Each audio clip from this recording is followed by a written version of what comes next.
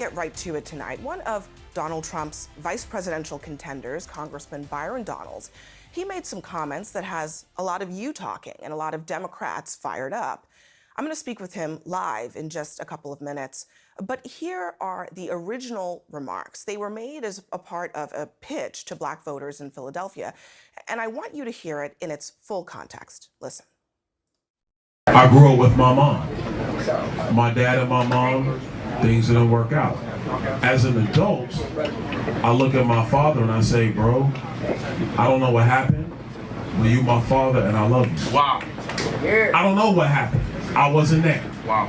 But I'm gonna tell you this, growing up, the one thing I knew I wanted to do, and this is not about my father, this is about what I wanted to do, is I wanted to be a father to myself. Wow.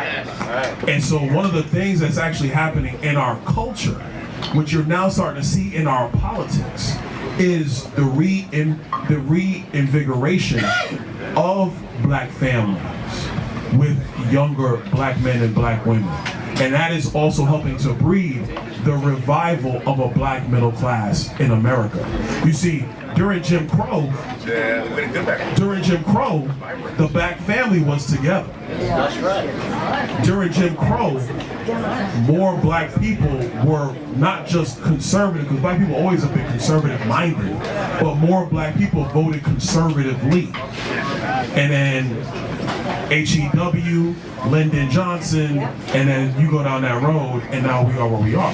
What's happened in America the last 10 years, and I say it because it's my contemporaries, it's Wesley's contemporaries, you're starting to see more Black people be married in homes, raising kids. It's when you home with your wife raising your kids, and then you look at the world, you're saying, now wait a minute, time out. This does not look right.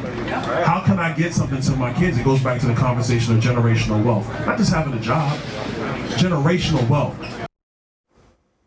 Now, we should note that many Democrats who jumped on Donalds today claimed that he said that Blacks were, quote, better off.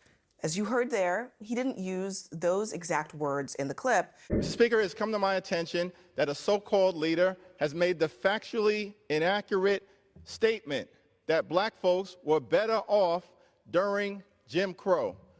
That's an outlandish, outrageous, and out-of-pocket observation. We were not better off when a young boy named Emmett Till could be brutally murdered without consequence because of Jim Crow. We were not better off when Black women could be sexually assaulted without consequence because of Jim Crow. We were not better off when people could be systematically lynched without consequence because of Jim Crow. We were not better off when children could be denied a high-quality education without consequence because of Jim Crow. We were not better off when people could be denied the right to vote without consequence because of Jim Crow. How dare you make such an ignorant observation? You better check yourself before you wreck yourself. But the congressman joins me now to talk about that. Congressman, thank you for being here. I want to just focus on really the substance of what you were saying or trying to say in that clip.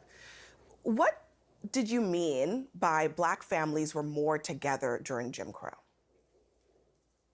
Frankly, what that is about the empirical fact that before the Great Society, before Lyndon Johnson's policies, there was more Black families united. The marriage rate in Black America was significantly higher before the Great Society. The period of time that coincides with that, obviously, is Jim Crow era.